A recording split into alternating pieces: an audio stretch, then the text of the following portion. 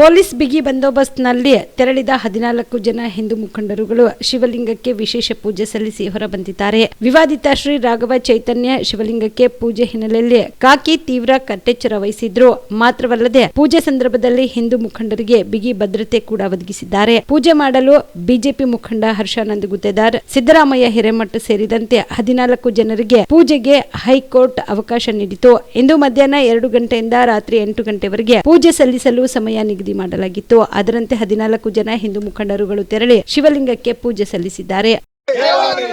सनातन हिंदू धर्म के श्री राघव चैतन्य महाराज की जय, श्री राघव चैतन्य महाराज की जय, श्री राघव चैतन्य महाराज की जय।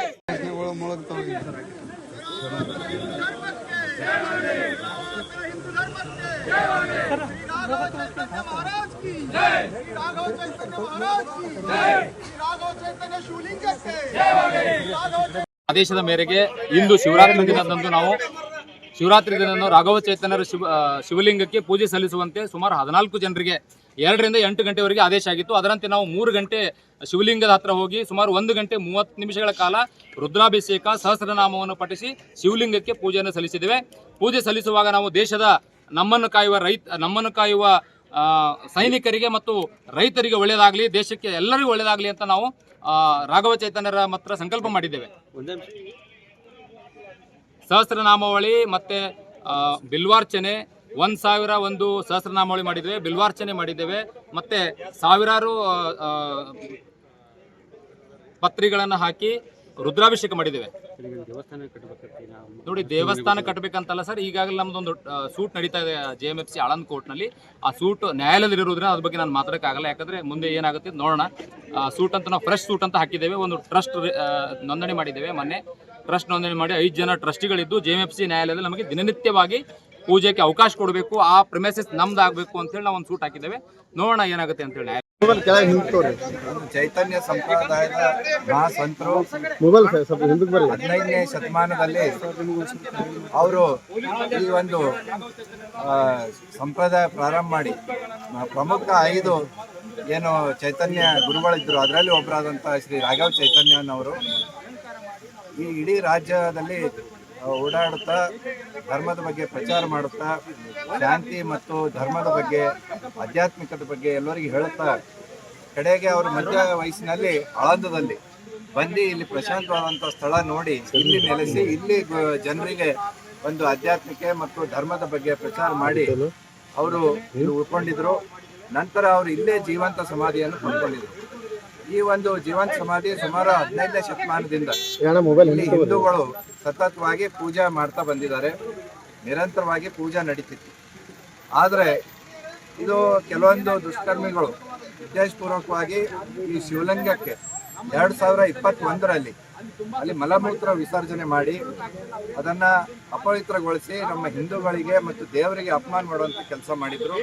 ತದನಂತರ 2022ರಲ್ಲಿ ನಾವೆಲ್ಲ ಹಿಂದೂಗಳು ಹೋರಾಟ ಮಾಡಿ ಮತ್ತು ಆಂದೋಲನ ಶ್ರೀಗಳು ಮತ್ತು ಕಡಗಂಚಿ ಶ್ರೀ ವೀರಭದ್ರ ಶಿವಾಚಾರ್ಯ ನೇತೃತ್ವದಲ್ಲಿ ನಾವು ಇದು ಒಂದು ಪವಿತ್ರ ಮಾಡಬೇಕು, ಶುದ್ಧೀಕರಣ ಮಾಡಬೇಕು ಶಿವರಾತ್ರಿ ದಿವಸ ಅಂತಂದು ಕರೆ ಕೊಟ್ಟು ಆ ವರ್ಷ 2022ರಲ್ಲಿ ನಾವು ಇಲ್ಲಿ ಬಂದಾಗ ಇಲ್ಲಿ ಕೆಲವೊಬ್ಬರು ಸಮಾಜಘಾತಕರು ಎಲ್ಲಿ ಒಂದು ಸೌಹಾರ್ದತೆ ಇರುತ್ತೆ ಅದನ್ನು ಕೆಡಿಸ್ಬೇಕು ಅನ್ನೋ ಉದ್ದೇಶದಿಂದ, ಹಿಂದೂ ಮುಸ್ಲಿಂ ಭಾವೈಕ್ಯತೆ ಕೆಡಿಸ್ಬೇಕು ಅನ್ನೋ ಉದ್ದೇಶದಿಂದ ಹಿಂದೂಗಳು ನಿರಂತರ ದಿನನಿತ್ಯ ಪೂಜೆ ಮಾಡ್ಕೊಂಡು ಬಂದಂಥ ಸ್ಥಳವನ್ನು ಶಿವರಾತ್ರಿ ದಿವಸ ಬರ್ತೀವಿ ಅಂತಂದ್ರೆ ಅದಕ್ಕೆ ಇಲ್ಲಿ ಮುಸಲ್ಮಾನರನ್ನ ಎತ್ತು ಕಟ್ಟಿ ಇಲ್ಲಿ ಹಿಂದೂಗಳನ್ನ ಹಲ್ಲೆ ಮಾಡುವ ಮುಖಾಂತರ ಕಟ್ಟಿಗೆ ಮಚ್ಚುಗಳು ಹಿಡ್ಕೊಂಡು ಕಲ್ಲು ಹಿಡ್ಕೊಂಡು ಇವತ್ತು ದಾಳಿ ಮಾಡಿ ಅವತ್ತು ಇಲ್ಲಿ ಅಶಾಂತಿಯನ್ನು ಉಂಟು ಮಾಡಿದ್ರು. ಅದ್ರ ಮೇಲೆ ಕೇಸ್ ಆಯಿತು. ಆದರೂ ನಾವು ಪೊಲೀಸ್ ಅವರ ಬಂದೋಬಸ್ತ್ ಮುಖಾಂತರ ಪೂಜೆ ನಾವು ಸಲ್ಲಿಸ್ಲಿಕ್ಕಾಯ್ತು.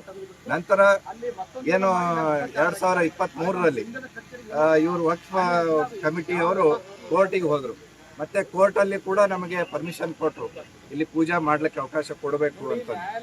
ನಂತರ ಪ್ರತಿ ವರ್ಷ ಜಿಲ್ಲಾಡಳಿತ ಏನು 2023ದಾಗ ಕಾಂಗ್ರೆಸ್ ಸರ್ಕಾರ ಬಂತು, ಅವಾಗಿನಿಂದ ಕಾಂಗ್ರೆಸ್ ಸರ್ಕಾರದವರು ಇಲ್ಲಿ ಪೂಜೆಗೆ ಅವಕಾಶ ಮಾಡಿಕೊಡ್ತಾ ಇಲ್ಲ. ಬರೇ ಹಿಂದೂಗಳನ್ನ ಅವಮಾನಿಸೋದು, ನಮ್ಮ ಮೂಲಭೂತ ಹಕ್ಕಾದಂಥ ಧರ್ಮದ ಆಚರಣೆ ಅಹಿತಕರ ಘಟನೆಗಳು ಜರುಗದಂತೆ SP, DYSP, CPI, PSI, constable, home guard ಸೇರಿದಂತೆ 1000ಕ್ಕೂ ಅಧಿಕ ಪೊಲೀಸರನ್ನ ಭದ್ರತೆಗಾಗಿ ನಿಯೋಜಿಸಲಾಗಿದೆ. ದರ್ಗಾ ಸುತ್ತಮುತ್ತಲಿನ 40ಕ್ಕೂ ಅಧಿಕ ಸಿಸಿ ಕ್ಯಾಮೆರಾಗಳ ಅಳವಡಿಕೆ ಮಾಡಲಾಗಿದ್ದು 4 ಡ್ರೋನ್ ಕ್ಯಾಮೆರಾ ಮೂಲಕ ಲಾಡ್ಲೆ ಮಶಾಕ್ ದರ್ಗಾದ ಮೇಲೆ ತೀವ್ರ ನಿಗಾ ವಹಿಸಲಾಗಿದೆ. ಮುಂಜಾಗ್ರತಾ ಕ್ರಮವಾಗಿ ಆಳಂದ್ ತಾಲೂಕಿನಾದ್ಯಂತ ಮದ್ಯ ಮಾರಾಟ ನಿಷೇಧಿಸಲಾಗಿದೆ.